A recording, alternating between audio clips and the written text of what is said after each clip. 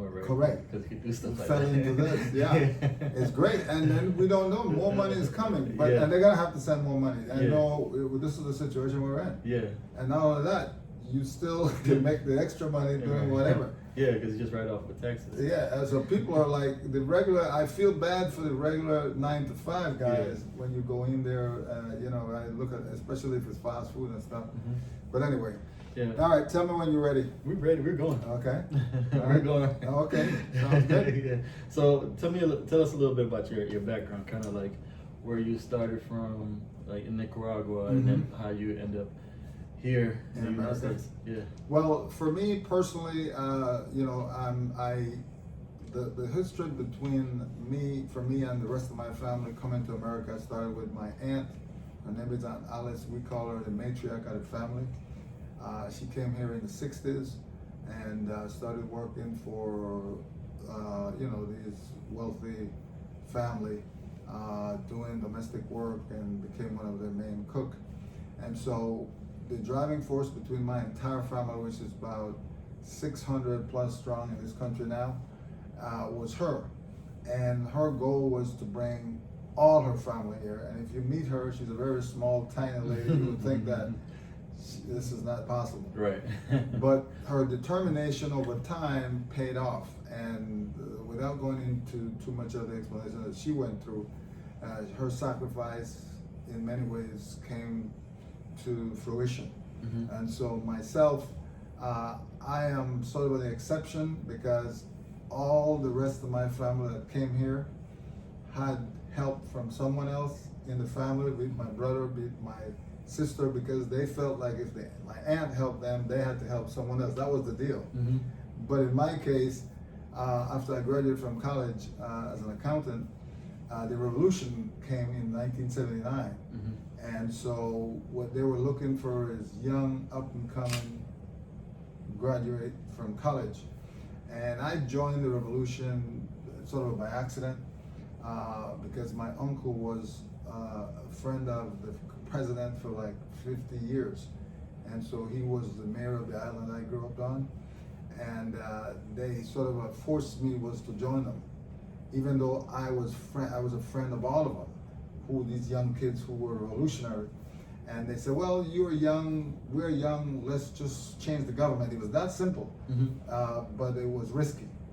And so reluctantly, I said, okay, maybe you're right. And so I joined the revolution, and the government eventually fell. I luckily quickly got promoted into the military when they formed the army, because I had a college background, and I became chief of logistics. I found out quickly after a year and a half that they were going communism. And so I figured a way how to get out of it and came to the US. Without going into too much detail, I had some help from people in the higher ups. Okay. That's how I got here. With regard to my experience in America, I knew nothing about sales. And one of my first jobs here was they tried to recruit me into the insurance business. You might have heard of the company before, called now known as Primerica. That was A.L. Williams. Yeah. And that was back in 82, 83. I had just been in the country a year and a half. Had a very heavy accent. You notice I still have an accent, but the accent was pronounced back then, because my first language is Spanish. Right. But I speak English relatively well, but I had to get better at it to be able to be an effective salesperson. And luckily for me, the Hispanic market was there, kind of like ready to be taken. And so when I got recruited, I moved up quickly, and within 2 years I became a vice president. That's pretty fast. Thank you. So what happened after, how long were you with Primerica? Was there any transitions afterwards? Or? Yes. What happened is, like any company that is up and coming, there's opportunity, but you have to seize the opportunity, and at the same time, you got to be ready for the potential change that's coming. This is natural in any industries, or in this case, they were pioneering, buy term and invest the difference. Well, I'm calling it pioneering, but I think a company by the name of Waddell and Reed used to sell term and investor difference before, but they didn't have it as what you'd consider pronounced on a global level. It wasn't like a crusade like Prime American made it. Correct. And so Art Williams, who is the ultimate leader that I've ever known and motivator, was inspiring. So like a Baptist preacher, when he speaks, you just thought that you could do anything for him. And so that was, to me, his leadership. It was the driving force between all of us, sort of buying into the religion of buy term and invest the difference. I stayed with them for 9 years. The reason why I stayed there for that long period of time is because it was like 7 years, but then in the last 2 years we were all figuring out what's next. Because what happened is we were being paid as vice president 120% advance. Okay? Advance? Wow. All right, Okay. think about that. Yeah. So all right, so you're being paid 100. And just for context, guys, like they don't pay 120% advance no more in the insurance industry. Okay. Yeah, it's 120%. So you get like the full commission. You get the full commission. Yeah. And then you're lucky you find a company that's a brokerage that will give you 120% contract. Right now, like some brokerages are giving like 80, 85, 90, and they're not advancing the full amount. They'll advance like 40%, 50%. Right. And then they give you the rest later. Correct, as earned. As they call it renewal. 120% advance is incredible. So what happened, and this was pioneering in the industry, one of the reasons why so many people were gravitating toward us was because of that. Because they figure, wow. And so once, even if they were in the previous insurance business, they said, what are they paying you? So they were like, okay, I'll bring my book of business over. That's an easy decision. And I mean, sometimes legally that was some challenge, but Right. that's for another time. However, the challenge we had was we became too popular, too famous, the growth too fast.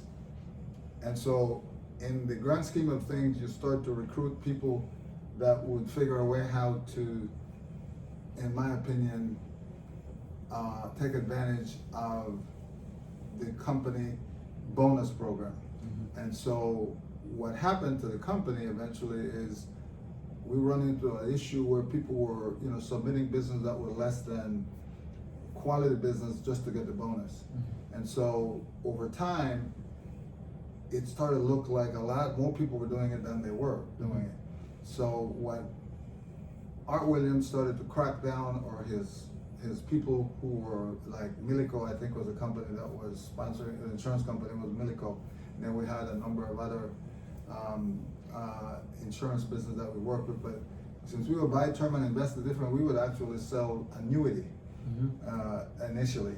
And because back then, and then eventually we got into mutual fund and the likes. The objective was to build A.L. Williams Primerica to where it was a one-stop financial shopping center. Okay? Unfortunately, for a lot of us, it was like running at 26 miles. And so the question would be, can I stay on with all these changes, and will it be feasible for me and my family 10 years from now? So when I got to the point where it was obvious the company was changing and the philosophy was still there, but the payment, the compensation went from 120% advance to 30%. So if you can imagine, how can a person live on 30% advance? No, you have a semi, and the contract was reduced to 100% total. You follow me? In other words, you no longer had the benefit of saying, hypothetically speaking, if I submit 10 sales of, let's say, each one is $1,000 in premium. Within a week, you had $10,000 in the office. Right. Plus 10,000. Plus the other 20%. Plus the other 20%. Right. Now you could really run an office successfully, assuming it's good business. Plus you got a bonus on that. That's what made the company grow so fast. A lot of us, when actually what happened is, company was taken over by Travelers. Travelers bought out Um, I'm going to put it this way: they bought out Citibank, which, I'm getting in the weeds, but Waddell & Reed was known as buy term and invest different, but Sandy Wiles, who was CEO of Travelers, went and took over what was then known as Citibank, and Citibank was like the main company, the corporation that controlled A.L. Williams Insurance Company. You follow me? So in the long run, Art Williams started to lose control of his own baby, so to speak, and we became victim of the new rules and compensation. Gotcha. And that's when you made your exit. And I would say, as you probably heard of this guy named Rich Tolley, who is very famous now, and then of course there was another famous name, Hubert Humphrey. Yeah. So they left Primerica and started their own company. Right, and they were. I reported up through my immediate senior vice president, whose name was Bart Salzman, and then there was Michael Landrum, and then eventually Rich Tolley. But we were in the same organization, so to speak. Okay, gotcha. So what was next for you after you? Well, what I did is I had just gotten married to my second wife, and her name was Debbie Blanis, and she wasn't too keen on all these hours that I had with Primerica because she wanted to spend more time, And so especially if they don't know the business. As you don't know the business. Yeah. And she was making good money. She was a district manager of a clothing company, and she literally moved me into Sacramento out of San Francisco. Oh my God. Without going into much details, she wanted me out of that. So I accepted it, and happily, I guess, or reluctantly, and moved to Sacramento. And I had some money saved up, so I was wondering what I was going to do, thinking, how do I move forward? Because I've always had an idea, business-wise, I want to start my own firm as an international consulting firm. So I had some thinking time there in Sacramento, and then, sitting around too long, that's not my nature. I got to get back to something. So I went and applied for a job at Radio Shack and became an assistant manager. And I was assistant manager there for 4 years. In fact, in a short period of time, they started to use me to go around to all the stores. There were about 30 stores, or 15 or 16 stores. And the district manager said, you're going to be the person who go to each stores and show the people who are not performing why they're wrong. Because they keep explaining to him why they weren't making sales. And he said, well, I'm going to send Mario to the store for 1 week. And he's going to make sure, technically the de facto manager, and then I'm going to prove to them that yes, you can make sales. And eventually they used to beg me, please don't come to my store, because I would go and turn it around in a week. And when I say turn it around, I don't mean ridiculously, but hypothetically speaking, let's say they were averaging 20-30% to goal. Within 1 week, I would bring it up to 120, 110%. And at some point, looking back, all I was doing is talking to the people, the customers, and making the sales. You follow me? What most, I don't want to call them agent, associate would think is the customer got to come and ask them for the sale, and et cetera, et cetera. So in my case, I would approach them from the front door right up to the back of the store. And that was really the simple approach. Just meet them at the front, greet them, and follow the process. And so, but guess what? Once again, I was thinking, this is not what I want to do. Now I had enough time. Me and my wife, went through some challenges, and I said, you know what? Maybe I need to go back to Sacramento, and to San Francisco. And I went back to San Francisco, and boom, in a short period of time, started HF International Consulting, and our focus was on Latin American market. Had a contractual agreement with Citibank to basically help Latin American co-sign for business loan in this country. However, the relative in the native country, for example, let's say El Salvador, Nicaragua, Mexico, would start a business in their native country. Citibank would offer the money locally, hypothetically speaking, in Mexico.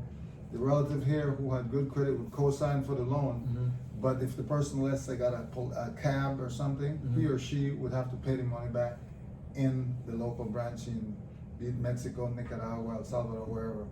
And so, and Citibank was the only bank that could offer that service because they had actual branches throughout Latin America and the rest of the world. And are they still doing that now? Well, what they always did it for major corporations, but they never did it for individual. Okay. I introduced to them the concept. I heard after for different reasons, I spin off the company into more of an investment firm because my clients wanted to get involved in the stock market. And then with the .com era, we were kind of blowing up, so to speak. I started to run a seminar on how to invest in the stock market. Okay. And the focus was taking off of that aspect of the business, and this client base, a lot of them got filthy rich in a short period of time. Okay, so what happened was you were doing the business loans Correct. with Citibank. Correct. But then you saw the opportunity to go into the stock market and invest. Correct. And it was the right place at the right time too, because that was Correct. around the .com boom. Correct. And so a lot of your clients became like Correct. rich. And in Okay. fact, myself and my now new wife, Jerry, we got wealthy off of what you consider the boom of the stock market at the time. Okay. So what happened after that? Well, like everything else, there's boom and bust. And so from 1995 to 2002, the stock market went off the chart. And so all my clients, myself, we all made a ton of money. Right. What I did is, because I had experience in the stock market for a long time prior to starting this seminar, and the seminar that we had was, I was teaching the Bill O'Neill concept from Investors Business Daily. It's called the ConSlim system, and I was teaching it in Spanish. It's well known for people who are familiar with the stock market. Have you ever watched the guy named on CNBC? Not really. I don't really watch too much news. That's okay. I'm trying to remember his right name, but right now, he talks a lot about Bill O'Neill concept, ConSlim system, and anyway, so what happened then in 1999, I recognized that there was going to be a potential downturn, and I read a book by I'm trying to remember who it is, a famous investment banker who wrote the book. It's called Boom and Bust. Okay. And I probably wish I had read the book earlier. George Soros. Okay. George Soros is a well-known billionaire in terms of investment strategies. He's one of the best in the world. And so I had a meeting, explaining to all my clients it was time to cut their loss, not cut their loss, to take a gain, maybe 80% of their money, even if they had to pay a tax on it, because the market would crash. I didn't know when, but I knew it was coming.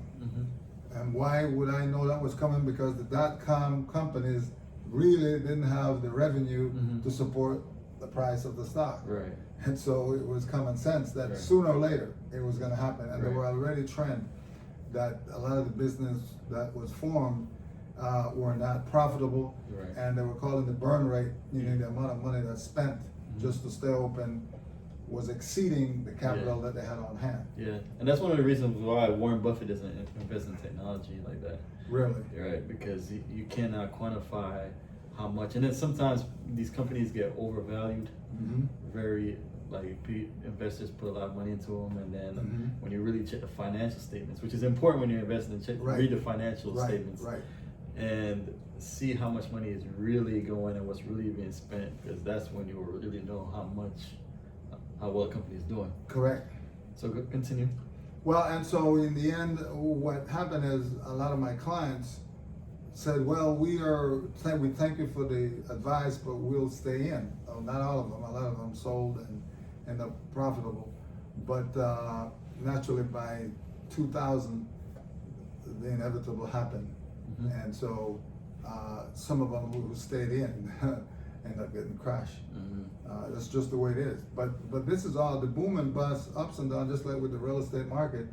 It's the old story: what goes up must come down. Right. And you know, the market-backed security, mortgage-backed security, which caused the 2007 crash with all the major banks going belly up, and then of course there is a 1987 crash. So it's and here we are again. Yeah. Now coronavirus and whatever else. It's called exogenous variables. There's always probabilities that some unseen challenge is coming ahead. So people tend to hedge themselves by diversifying their portfolio. Yeah, well, it's just a smart thing to do. So after, okay, so your clients left, or you told some of your clients left, then what happened? Well, what I did then is I had to look in the mirror, and me and my wife, we were debating whether we kept the business open or not. I had other investment with other partners in Silicon Valley. I had a partnership with 9 partners in investing, and I was the strategic investor for the group. And so I eventually had to leave them because they believed in long-term investing blindly. That was their philosophy. I believed in opportunity, that you needed to capitalize on it. But in fairness to them, I had the background in investment. They were technology guys, so to speak, computer programmer, attorney, CPAs, etc. and the like, you know. And so bottom line, what it came down to was I tried was to force a vote to make sure that our capital gains tax was paid from the investment group fund, okay? And they opposed it. They wanted each person in the investment to pay the capital gains that we earn collectively in the group to pay the check out of your own pocket. And it made no sense, because why am I going to, hypothetically speaking, join a partnership that's making money, and then when the capital gains expense comes up at the end of the year and we made a lot of money, I must sign a check for $10,000 out of my pocket to pay the capital gains for this collective investment that I have with 9 partners. So I told them that it was fundamentally flawed. They disagreed. I managed to force the vote anyway. It needed to be unanimous to get it paid that year, because it had to be unanimous. The attorney was the guy who told us after that it'll never happen again. He says, because when it was formed initially, I was the final partner to join them, so I had no leverage, technically speaking. But prior to me joining them, they made no money. So they had no capital gains problem. It was always a loss. So they would go to their own taxes and take a loss off, which was beneficial. I don't know whether the investment idea was, to just double in real estate and stock market, but in my case, I was about making money.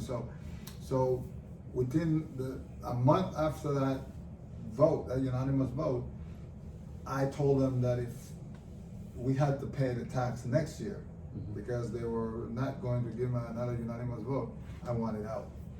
And so they reluctantly agreed to buy me out.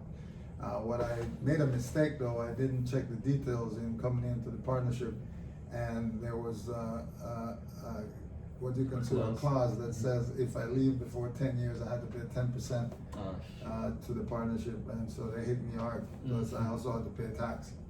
But they were all good guys. One of them, the president of the group, was my best friend, but I was disappointed that they wouldn't go along with at least cutting it in half.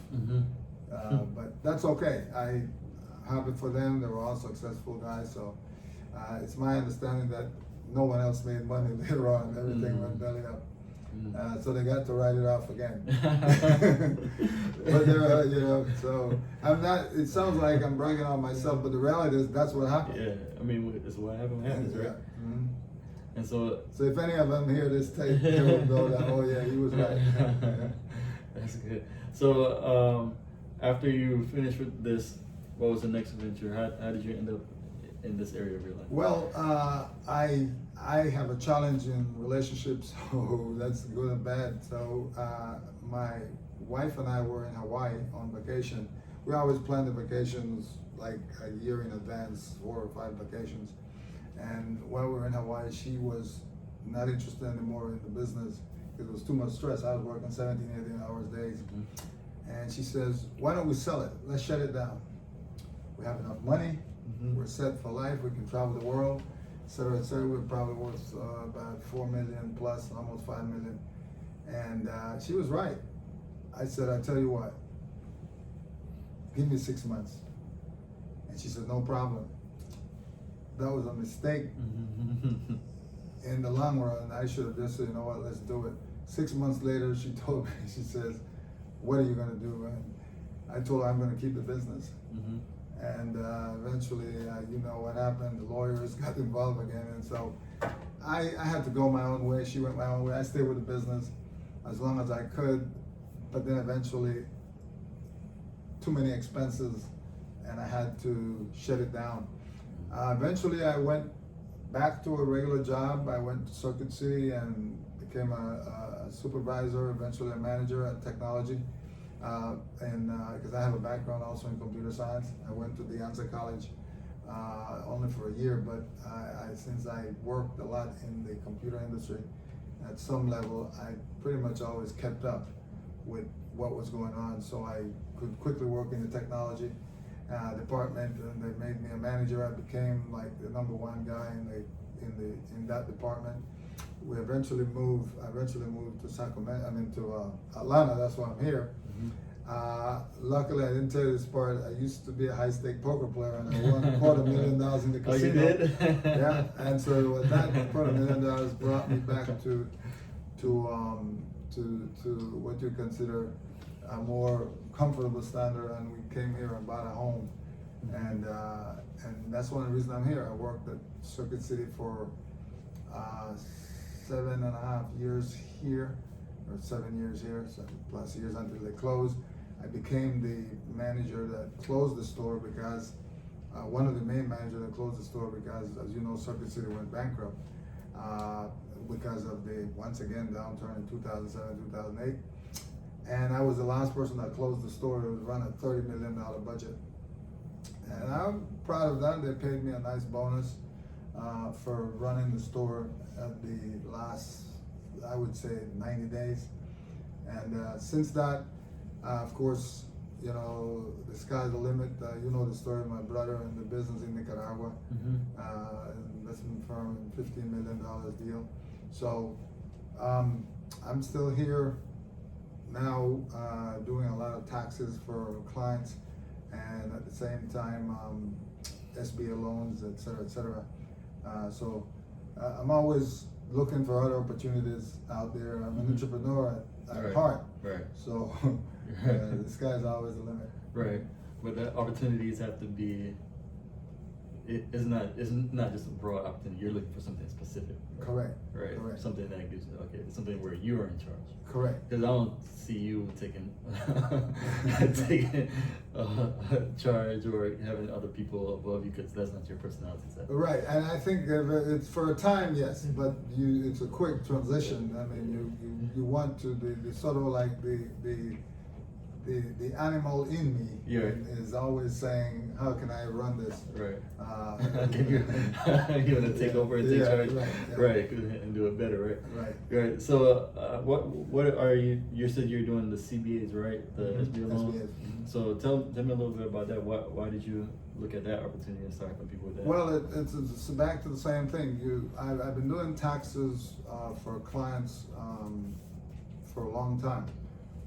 And it was always a side business that I've been doing, and so as things changed, so to speak, and then with my significant other in the insurance business, a lot of the people found out that I can do their taxes because their taxes are a little more complicated, and so they don't want to. Well, not that they don't want to.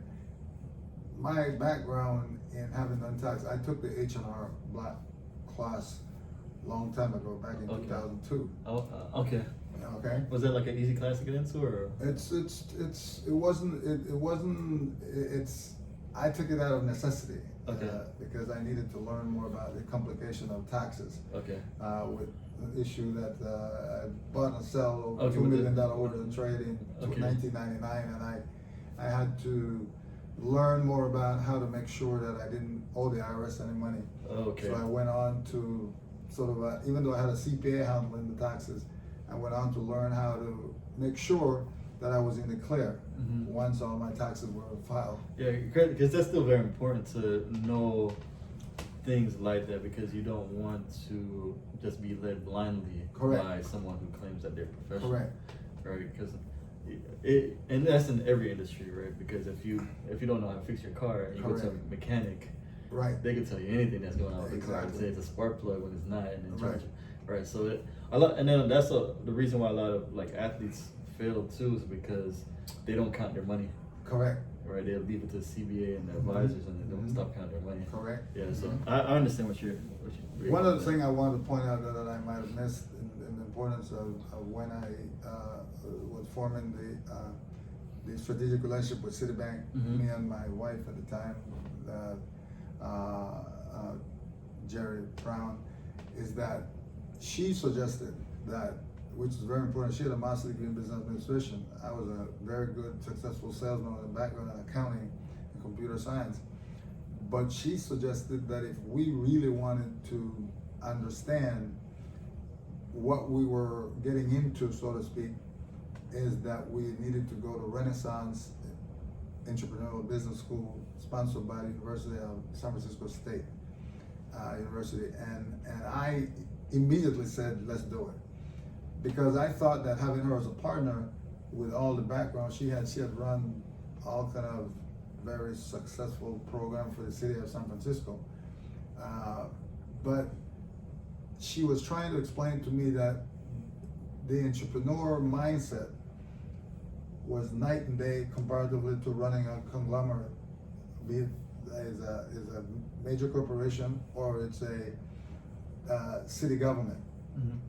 So we had to test the viability or feasibility of whether this project was going to be successful. And of course, at the time, she was helping with some of the financing, okay?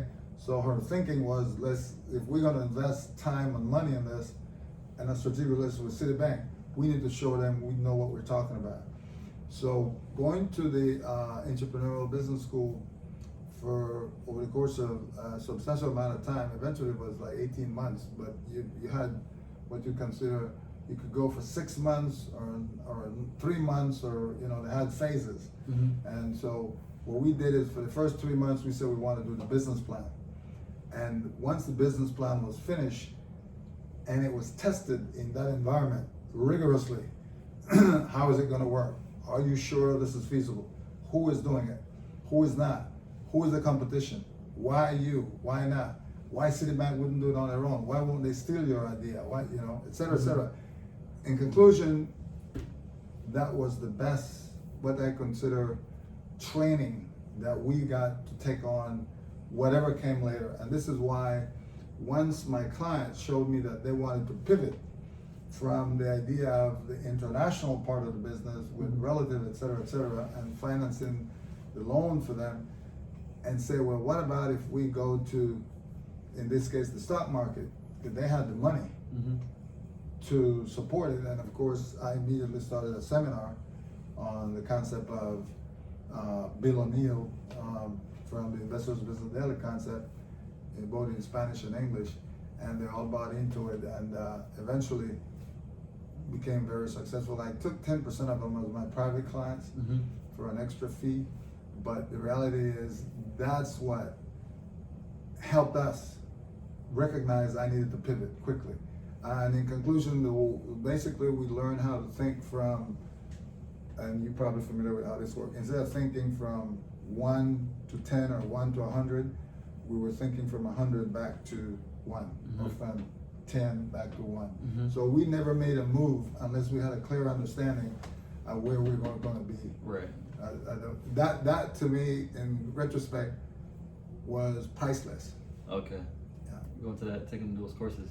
Yeah, I think if I had to recommend to any entrepreneur, and they have all kind of program here in Atlanta and New Jersey, where without, this is my honest opinion, without having, some kind of entrepreneurial due diligence, rigorous assessment in a setting of that kind, you don't know what you're missing. It doesn't mean that it's imperative in today's world. You can do a lot of things, as we know right now, through Zoom, et cetera. But it's you were a football player, right? Right. Well, think of it this way. Think of you taking football through Zoom versus being on the field. Right. Okay, and the coach is in your face, et cetera. Can you make it? So it's the same thing. It's rough.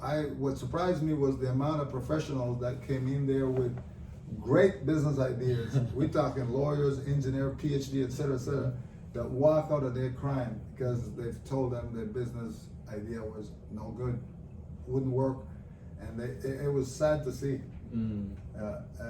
Have you know what you've been? It's kind of like the Shark Tank thing, right? Well, just like Shark Tank. Yeah. Well, it's just not a TV show. Right. I'm trying to. I don't want to use that scenario, but I want to make it to where the average person think there's something right around here. Yeah. Because even to get on Shark Tank, it's very difficult. Right. But yeah, it's the same concept. Yeah. They are beating you up. Yeah. And you come there with a great idea, and you spend all this money and energy. And it's the same thing. That's the thing about entrepreneurs, like their ideas are always great, right? They never have a bad Exactly.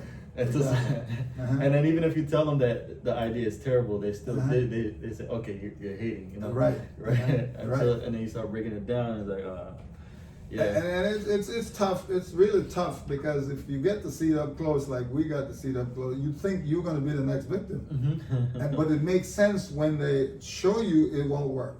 That's the good thing about it, because what they're saying is, look, you pay $1,000 here, but you could have spent hundreds of thousands over there, or hours and time, wasting your time with something which this been shelved by. They can bring out scenario in which other people came with the same idea. They said, look, here, just read this.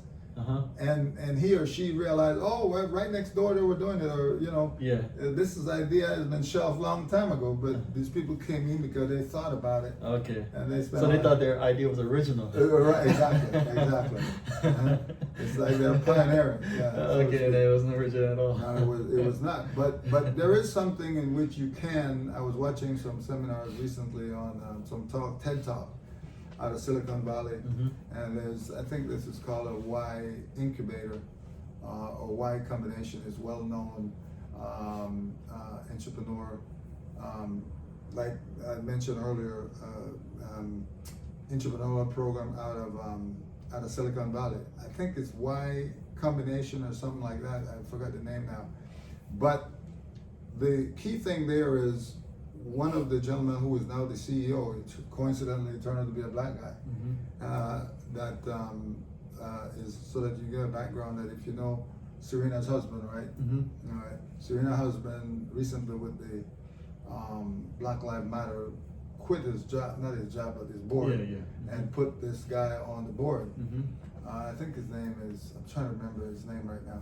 But he went to Yale, but he had a degree at Yale in computer science. And he knew nothing about technology, but he had a lot of friends that was programmers. And he befriended these guys and started a company which eventually became a $1 billion company. Then he started another company which eventually became a $50 million company. So, and he was the first to say, and it took me 6 years at Yale. He said, so if I can do it, anybody can do it.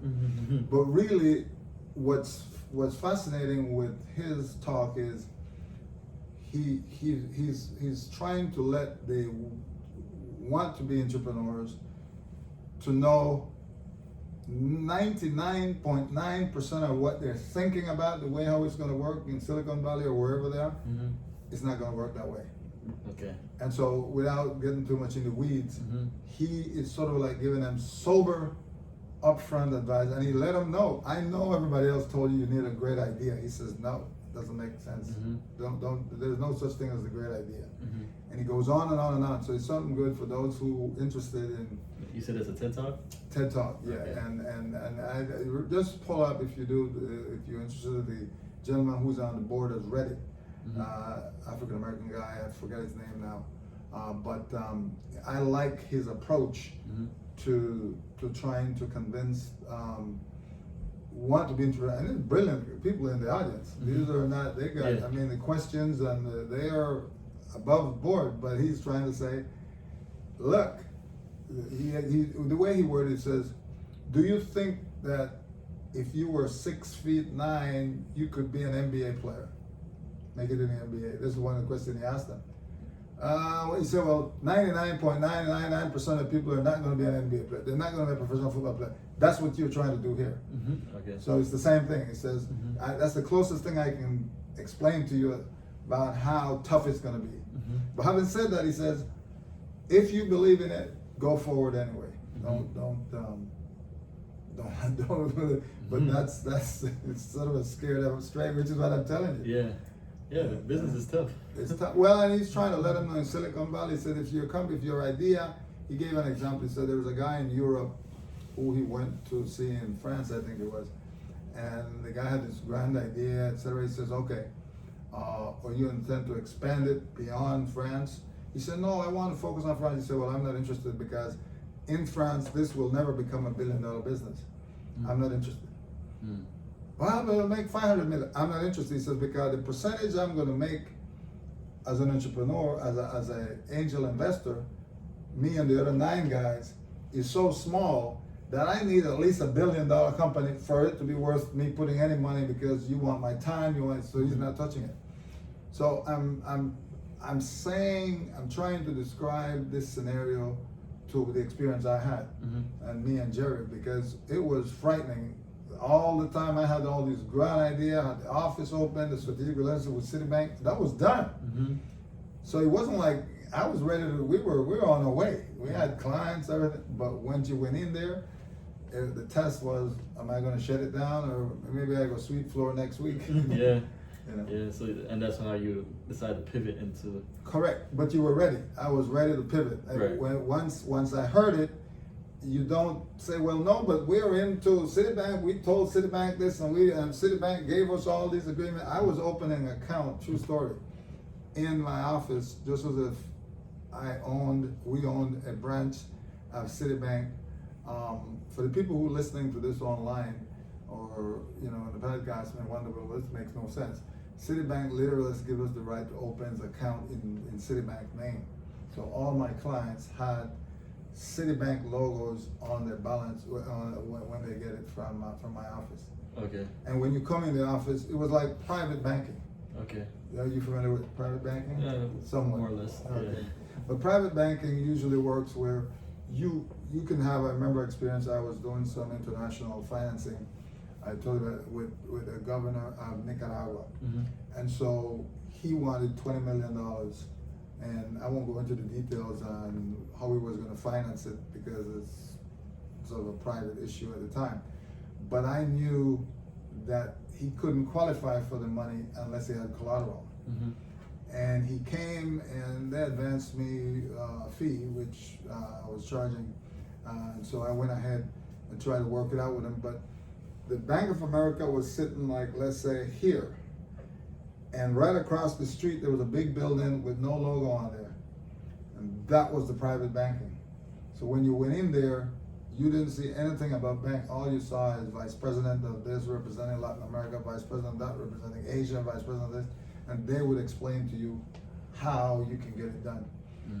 But the branch was right across the street, which is Bank of America. People go in and do the retail banking. So unless you have certain kind of transactions, you will never get in. In fact, you can't even get in the building. And that's how the private, basically people with a lot of money, Yeah, they do things differently. Yeah, okay, gotcha. And you hear about all these offshore accounts and stuff like that. Yeah. I won't go into the details of that, but that's one of the ways in how it happens. That sounds that's pretty amazing. Yeah, and I tried was to get the money for the governor, but I knew he would not, in the long run, be able to deliver the collateral for the finance. But I got paid up front, so it didn't matter. Yeah. But that was the before the Nicaragua investment, or is that the Nicaragua? You referring to with my brother? Yeah. No, that was way before. Okay, That was gotcha. in '94, just before I founded the HF International Consulting. That was part of HF International Consulting out of San Francisco. Yeah, yeah. I had that kind of a cachet with all the ambassadors, all the consulates from all Latin American countries. Mm-hmm. Coincidentally, we're in the flood building in San Francisco. Mm-hmm. I strategically located the office there because I could walk right across from me was the Panama consulate. Down 2 doors down there was the Mexican consulate. 2 doors there was the Salvadorian consulate. There was the Venezuelan consulate. So I invited them all to lunch and dinner and You networked it. but it was easy because I was right there. Yeah. So And you speak Spanish. correct. And so over time, when I met my clients, I told them, I know you're a counselor. So they were like, really? I said, yeah, he's a friend of mine. And you know, you're Mexican guy, he's a friend of mine. And so it was easy to get credibility. So my potential clients were like, man, this guy, can help me with anything, and I could. Yeah. Yeah. So you pretty much borrowed the trust, Correct. right? And you build it. Okay. Mm-hmm. So do you find that when the business is right, the money comes easy, or was it still hard work, or Repeat the question. like this? You read the book Think and Grow Rich, right? Correct. It says that when money finally comes to you in floods, Correct. right? And it doesn't really have to be hard work to make a lot of money. Was that your experience during that time, or was it because you're putting so much hours in, or what was your? Well, it's really, I want to simplify it. It's really like they call it the domino effect. Mm-hmm. It's the best description in which the domino effect. It's that when it's going good, it goes good. When it goes bad, it goes bad. Okay. I don't want to quote this person right now, but I read the book The Art of the Deals in 1987, Okay. and I learned a lot from there. I read a lot of books, but you read books on business, Warren Buffett, buy low, sell high, or value investing. And of course, George Soros, Bill Gates, Business, Speed of Light, et cetera, Speed of Thought. And of course, one of the best books I ever read was, in my opinion, on business was by Andy Grove, one of the founder of Intel. He talked about only the paranoid survive. So it's a very good book. So I'm trying to give you a sense of the thinking you have to have in business. Because when things are going good, you need to know it's not going to last. Okay, yeah. You follow me? Mm-hmm. So yes, there will be a time where they're throwing money at you, and you're like, wow. And I have a guy who I got some money from the SBA, who now is telling the guys who refer to me, the client, he says, people offering me so much money, I don't want it. Mario Myers, you got me all this money. Now everybody know I can get the money, so now I'm turning away money. And it's true, because he couldn't. It's simple. I told you this before, but he owns a mechanic shop, and he was thinking he was going to get all this money from the SBA and all the PPP loan and disaster loan, and I was listening to him like his accountant was great. The advantage I had was I have a friend in Florida who is really good at this stuff, and she told me exactly how to do it. And I went to him and I said, well, look, let me know when your accountant get you through with your $500,000 or whatever, because I said, maybe there is something else I need to know, because I'm helping some people too, and I want to know as much as I can. Well, it turned out, once they started to tell me what was happening, I said, you got to fire this guy right away. I can get you the loan. I got him in 2 weeks, but I had to do his tax for 2019, and then submit it, and then eventually I managed to get him the loan. He would have never gotten that money. Do you find like a lot of these entrepreneurs are not filing their taxes? They're not doing taxes? That's coming. That's coming. Yeah, it's coming. It's coming. It's coming because of the fact that they're not getting money back. Okay. And so they are not getting money back. First of all, entrepreneurs are known as, don't take this the wrong way, for the most part, they're disorganized. That's true. Okay? Because you're busy trying to make the deal, close the deal, et cetera, you're not paying attention, general not paying attention to the books and stuff like that. So when the time comes where you have to do administrative work, it's like, oh, now I got to do this. Yeah. But throughout the whole year, you're trying to keep the doors open, so to speak. Mm-hmm. And so the mindset is different. My advantage is I have a background in accounting. Mm-hmm. So I'm always thinking of, at some point, this got to be done. Okay, so you can throw the receipts in a box if you don't have a secretary, or hand it to her, etc. My wife was very organized, with an MBA, and she didn't do anything else. Mm-hmm. So for her, that was easy for her to do. I had employees, but I didn't want them fooling with that kind of stuff. I wanted her to run the administrative part of it from home. Mm-hmm. And so it made it easy for me when things were going well to just rely on her, and she had it all stacked together. Even for my outside investment that I had with the partnership in Silicon Valley, she was the one who would do all my presentations and stuff like that. I had to make a presentation once every maybe 3 months. Gotcha. Mm-hmm. So, like, with the business owners that you talk to when you're doing these SBA loans, like, Mm-hmm. what do you think is, like, some of them are not getting approved, right? Correct. So what do you think is stopping some of these people from? Well, the way I see it is that what the entrepreneur need to understand is most of the people would have never qualified for a loan if it weren't for the pandemic. Okay. Okay. Yeah. So if they think through, back to thinking it through, from not the beginning to the end, but from the end to the beginning, thinking from backward to frontward, so to speak. That it would be easier to say, well, I see why I didn't get it. Mm-hmm. But since a lot of people are getting the money that didn't expect to get it, Mm-hmm.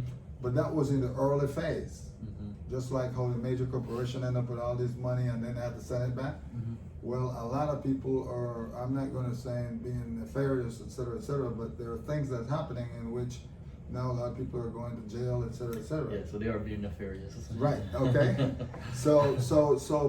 But unfortunately, those people are not in need of the money. As there are a lot of good people in need of the money, for Right. real. Mm-hmm. I want to do the right thing.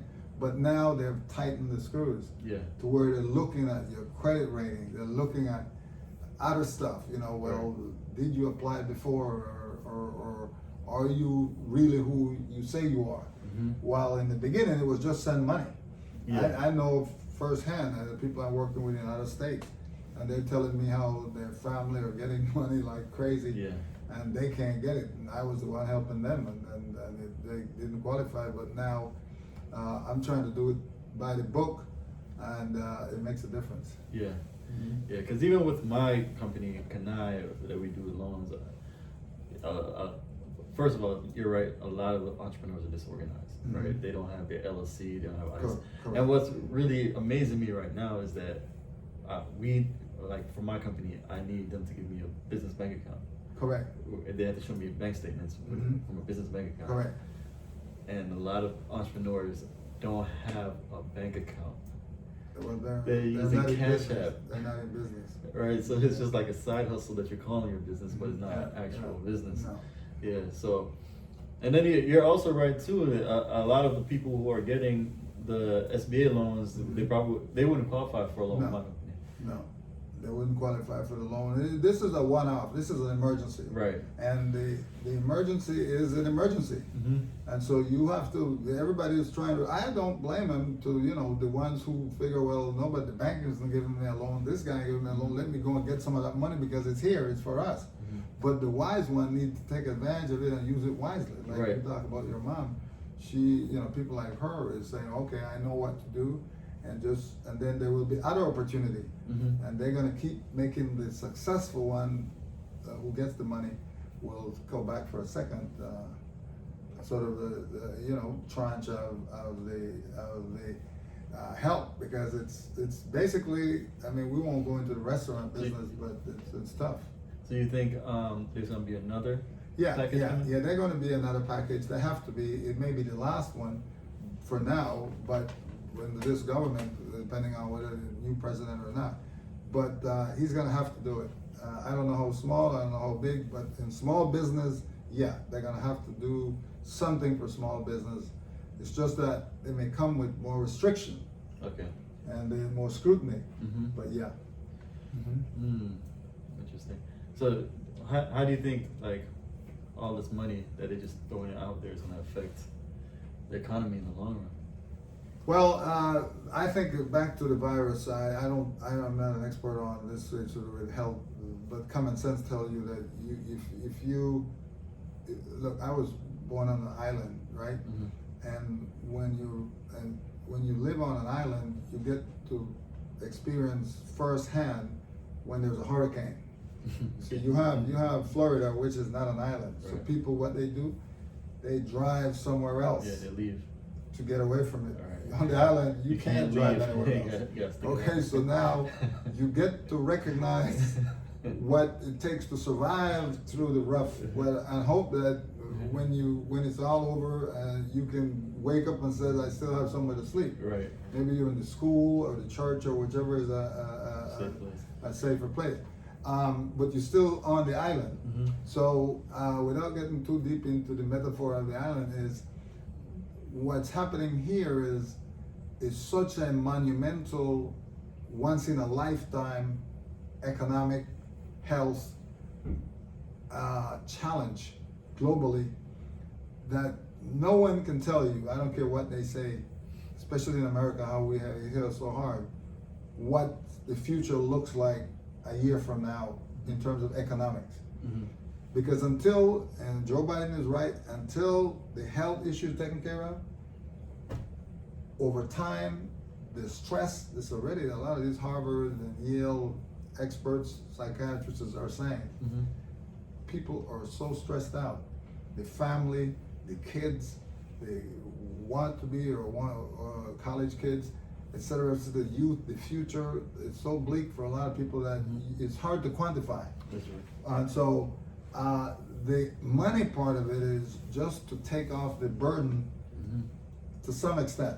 Yeah. And of course, I do agree to some extent with the conservative Republican that you can't just keep giving everybody money. Right. Because then why go to work? Right. But then if you don't solve the health problem, how can you not think they should, well, I can't wait to go out there and get sick and die Right. for $500 a week. That Right. makes no sense. Right.